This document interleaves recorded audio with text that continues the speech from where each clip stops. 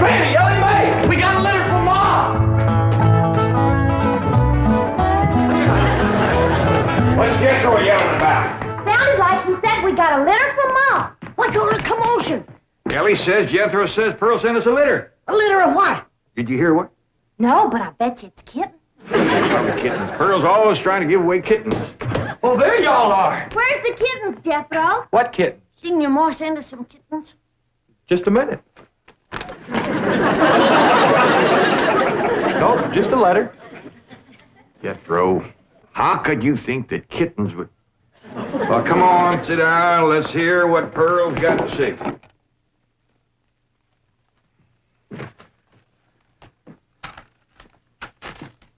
Dear son and kinfolk, I take pen in hand to say we are all fine back here. How are you all out there? Just fine, Pearl. That's right. Jethro, I hope you are making good marks in school out there. Ma thinks I'm going to school. Are you in the 5th grade like you would be here? Doggy, Jethro, I clean forgot about putting you in school. We're going to have to get you started today. Can I go too? Well, no, I think Miss Hathaway's got plans to put you in some girls' school. Can I go too? Jethro, I just said it was a girls' school. That's why I want to go. I like girls. I don't. Let's get finished with the letter. After that, we'll take care of school. Your sister, Jethrine, had a narrow escape. A city dude tried to take advantage of her. What does that mean, Paul? Well, that's, well, Granny will explain that to you later. Tell us more about the city dude, Jethro. His name is Jasper He. Jasper, he. That's a funny name. Oh, there's a dot in there. His name is Jasper. He wears patent leather shoes and spats on them. Don't sound too neat, does he? He seen your sister at the cabin when I went there to keep an eye on it for Cousin Jed. I know what Pearl went there to keep an eye on. Mr. Brewster. Well, now, Granny, Pearl's a widow woman. She got a right to look. I ain't knocking it. I got my eyes open myself. At first, I thought the city dude worked for Mr. Brewster, so I drove back out to the cabin to give him a piece of my mind. I could put a bug in that Mr. Brewster's ear. Look out for feathers. Feathers? The more Pearl has her eye on a man, the more feathers she sticks in her hat.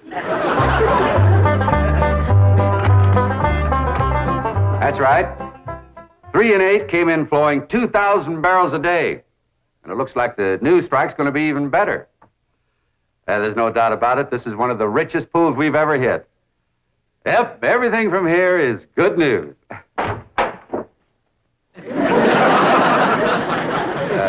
Well, not everything. I'll call you back. Mrs. Bodine, this is a pleasant surprise. Well, thank you. Although you might not think it's so pleasant when you hear what I have to say. Oh? One of them oil fellas working for you has made advances to my daughter. Made advances? Well, what would you call being picked up and carried off by brute force? Well, I'd call that making advances. What's his name? Jasper Depew. Jasper Depew. I ain't seen him myself, but from what Jethro tells me, he's a pretty slick article. Oh. Oh, Mr. Brewster, you don't know how hard it is for 2 girls living alone like Jethrine and me. You see, my son Jethro's in California with Cousin Jed, leaving us no man to protect us. I'm a widow woman, you know. I guess wherever you have 2 unattached girls living alone, there's bound to be trouble. Especially when the girls are the kind that men call lookers. Did you say his name is Depew? Jasper Depew. Calls himself Jazzbo. Oh, Jethrine says he's a flashy dresser and a fancy talker and drives a sporty car. Regular big city dude. I guess Jethrine's kind of like me when it comes to tall, handsome city fellas. I'm just putty in their hands. Nope, no one by that name working for OK Oil. You mind if I look? Oh, well, no, go right ahead. I'm bound and determined to find the rascal that trifled with the affections of my sweet, innocent, helpless baby girl. Ma! Jethreen, I thought I told you to stay in the buggy. I seen Jasper Depew coming. Here? Yes'm. Oh, well, thank goodness we got Mr. Brewster to protect us. Oh, there he is. Mr. Brewster throwed his arms around me and helped me in his strong embrace. What's an embrace, Paul? Well, that's when folks kind of twine their arms around one another. You mean like wrestling? It's sort of like wrestling, except they ain't mad. It's like wrestling for fun. I reckon you could see that. Go on, Jethro. Then we heard a knock on the door, and we knowed it was Jasper He. Better look for that dot again. Oh, yeah. We knowed it was Jasper. He was there to get Jethreen. Her beauty had set his heart to burning with flamin' desire. What's flaming desire, Paul? Well, Granny will explain that to you later. Well, I'll try. You're sure counting a heap on my memory.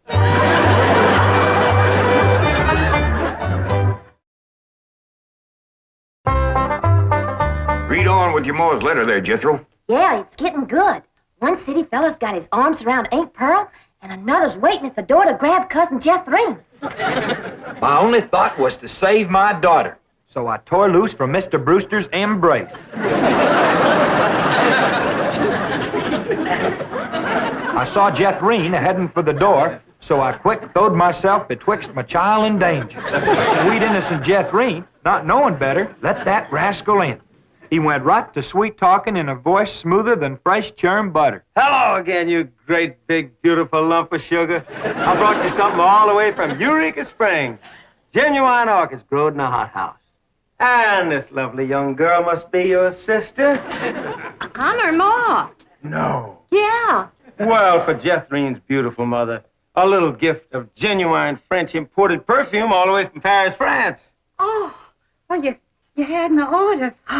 Oh, my goodness. Genuine Paris, France perfume. Look at that French writing on there. That says, "Ah, d'amour." That means, oh, love. Ain't he a sport, Ma? And for Jethreen's handsome father, a genuine cigarette case, silver. Thank you, but I am not Jethreen's father. No, Mr. Brewster ain't my husband. He's just a friend. Well, any friend of Jethreen's beautiful mother is a friend of mine. This is from old Mexico and hammered out of solid silver by the Aztecs Indians hundreds of years ago. Well, that brings up an interesting question. Why would the Aztecs make cigarette cases when they had no cigarettes? That is an interesting question. I'll have to ask some of my Aztecs friends about that. Hey, Dog. Remember Ain't She Sweet? Well, I've read... Hey, what happened to your orchids? Nothing. I ate 'em already. You mean you ate all them expensive orchids? Mo, you should have spoke for one. They wasn't very filling. Ain't she sweet? From her head down to her feet. And that's a long way, but I ask you very confidentially, ain't that baby sweet? Ain't she large? But she gives me such a charge. I ask you very confidentially, ain't that baby large? She stretches out in all directions. I'm in a shout. Lord, that's perfection. Are you with me? Ain't she keen? Well, that's the most I've ever seen. And I'm here to tell you I'm her ding-dong daddy, and she's my queen. And she is king-size, my Jethreen. Lots of mama, my Jethreen. She carries me away. Jethreen, put him down! So your sister Jethreen has got herself a steady fella now. He says he is going to ask for her hand someday. I hope he will take the rest of her, too. Ha ha. Give my love to all and be a good boy. I am going out now to mail this letter and get some more feathers for my hat. As ever, your loving mother. Sure nice to hear from Ma. Nice letter, nice here. Jethro, you and me's got to go right out and find a school and get you to going. Granny, you pack up a nice lunch for Jethro to tote along. How about a big mess of poke greens and chitlins with some pole and a big pot of sorghum to dip it in? Fine. Oh, Granny, it don't have to be that fancy. Some of the other boys here in Beverly Hills might not have it so good. They go to complaining to their folks. Let them complain. It ain't gonna hurt none to raise their standard a little. I'll get the truck up to Jed. Paul, please let me go with Jethro.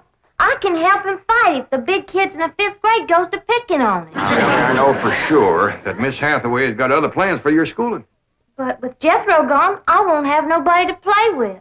Oh, yes, you will. I just remembered something. Mr. Drysdale's stepson is coming home for Thanksgiving. And he's going to be living right next door. And you can play with him.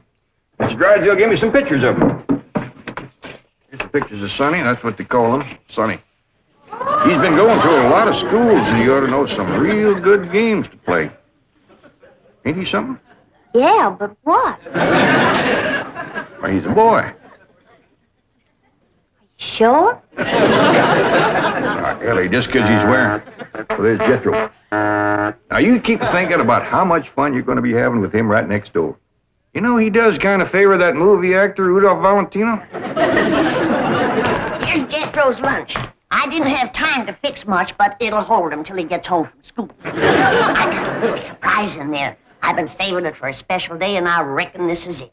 What is it, Granny? Deviled hawk eggs. Doggies. Makes me wish I was going to school.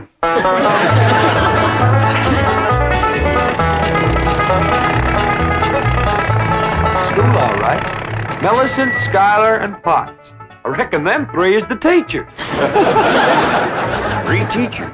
Must be awful big school. I'll say. Well, let's go in there and get you started. There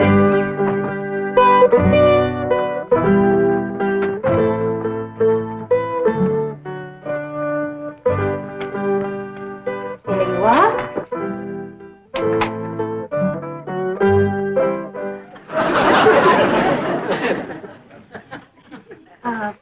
May I help you?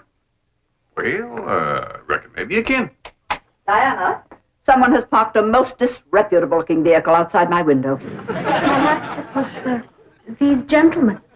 Oh?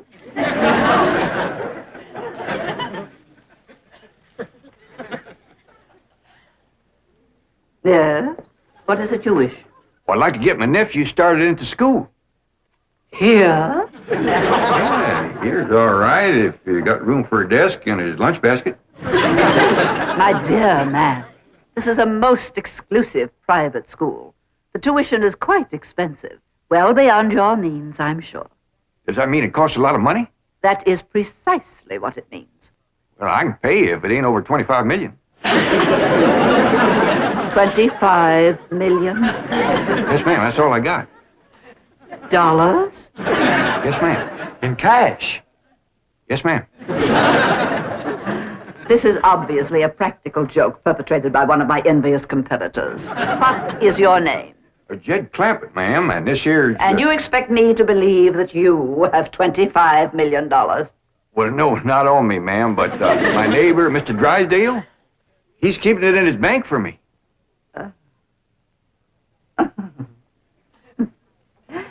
Get me Milburn Drysdale at the Commerce Bank. You see, it just so happens that Mr. Drysdale holds the mortgage on this school, so we are very well acquainted. Hello. I'd like to speak to you. Now, if you wish to admit that this is a hoax and be on your way, we will forget the entire incident. Otherwise, you may be liable to some sort of action for invasion of private property and impersonating a millionaire. Mr. Drysdale is coming on the line now. Thank you. This is your last chance, Mr. Clampett. My next call will be to the police. Very well. Mr. Drysdale, Millicent Schuyler Potts here. Come in, come in, come in, come in. Thank you, ma'am. Diana, tea for these gentlemen. Clampett? Oh, no, ma'am, Clampett. Tea, Diana. Use the Spode tea set. Well, sit down, sit down, sit down, sit down. Just the two of us. Ellie Mae and Granny didn't come. Well, do make yourselves comfortable.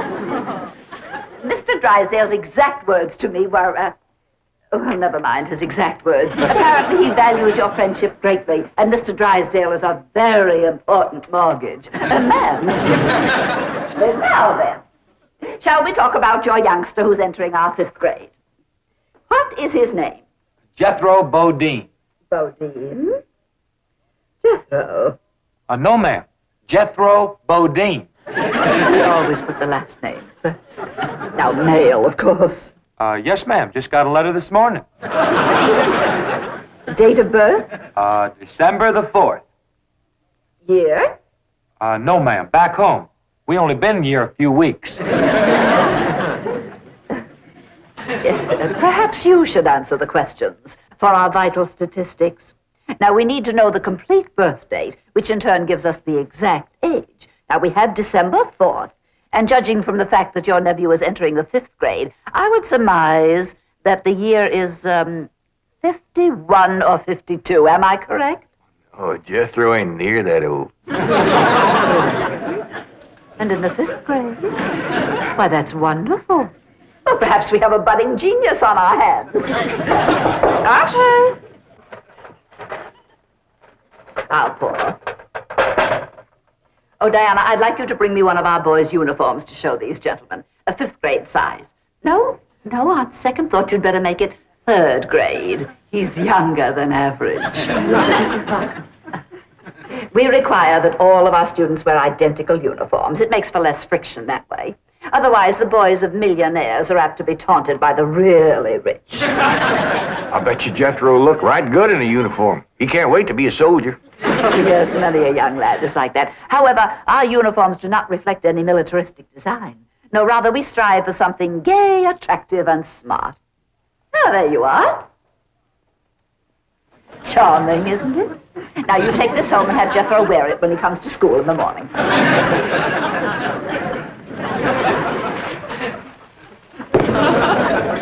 Wear this? I'm afraid Granny will have to make considerable changes in this before it'll fit Jethro. So tiny? Now, And in the 5th grade? Why, the boy must be a genius. Well, you may be very sure that we will bring him out. where this he'll bust out. Now then, how do you gentlemen like your tea? We don't know, ma'am. We ain't tasted it yet. Oh, you are the fun-loving one, aren't you? Yes, ma'am.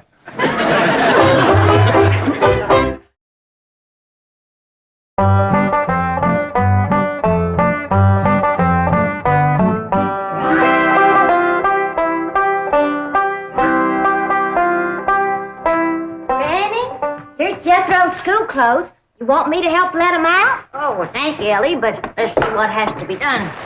Maybe they fit him already. That's supposed to be a hat? I reckon so. What's that? Well, Jethro said it stands for POTS. Pots? That's the school he's going to. Pot school. Hell, he'll be learning a good trade. If there's something folks always needs, it's pots.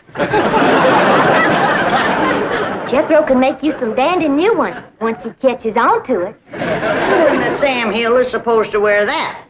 Well, Jethro, I reckon.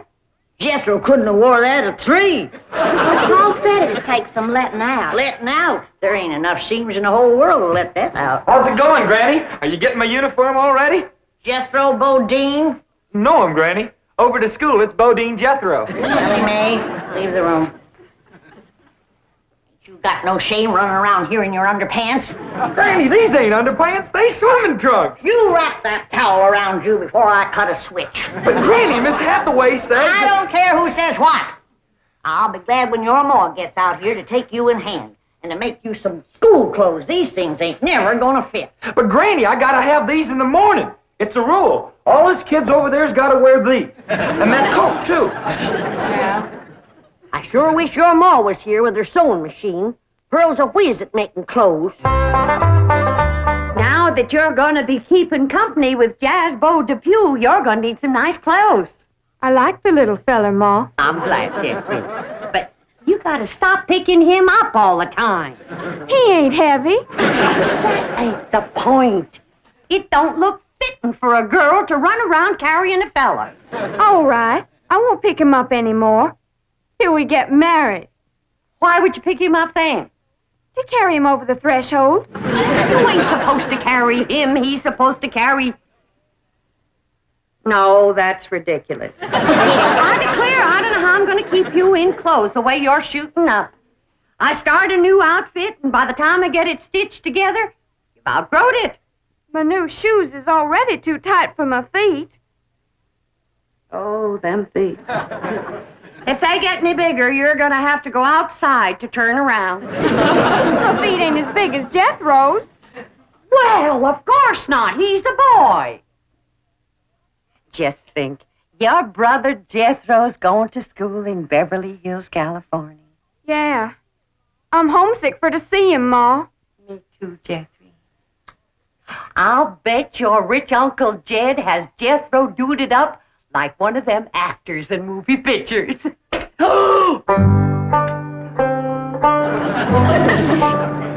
I can't understand these Beverly Hills schools. Wearing that uniform ain't gonna make you no smarter.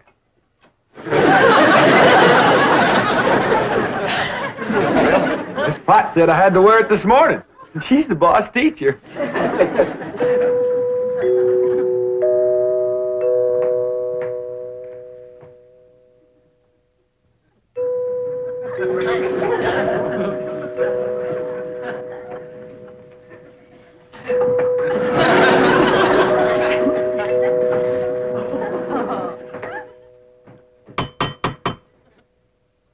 Dang, if Jethro ain't right. Every time that music plays, somebody comes to the door. Good morning! Good morning! Surprise! Surprise! Good morning, Miss Potts. I decided to come by and drive our diminutive genius to school myself. What? Your nephew, Jethro. Oh, yes, ma'am. Jethro! Come on down here. You got to ride to school. Well, that's mighty nice of you, ma'am. Oh, tut. I'm going to give the boy my personal special attention. I feel that when one... Well, howdy there, Miss Potts. You come to take me to school? You betcha she is. I want you to be a good boy, make good marks so your ma will be proud of you. This is your nephew? Yes, ma'am. You met him yesterday, remember? Of course, he does look a mite different in his uniform. Granny had a time getting it to fit, but she done it. You are in the 5th grade? Oh, yes, ma'am. Just finished 3 years in the 4th. But I can't. It's impossible. Oh, that ain't nothing. He got through the 1st grade in only 2 years. Under no circumstances can I allow this. Well, say, here comes Mr. Drysdale. I reckon he's coming to see Jethro off to school. Come along, Jethro. Get me up. This is the way we go to school. This is the way we go to school. Here's Jethro's lunch. Oh, Jethro! You forgot your lunch. Now, Jethro, you share your grits and fat back with Miss Potts today.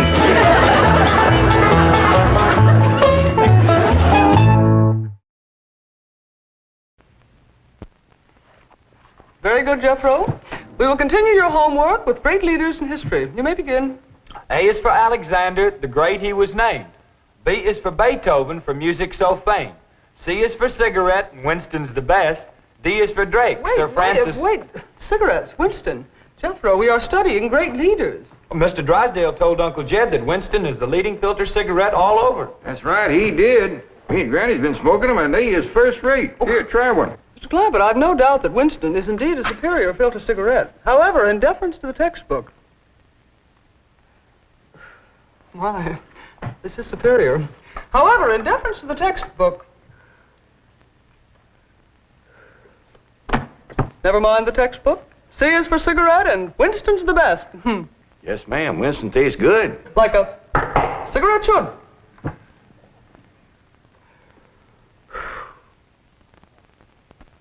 The Beverly Hillbillies has been presented by Winston. We hope you enjoyed it, and we hope you'll try Winston. Because Winston tastes good, like a cigarette should.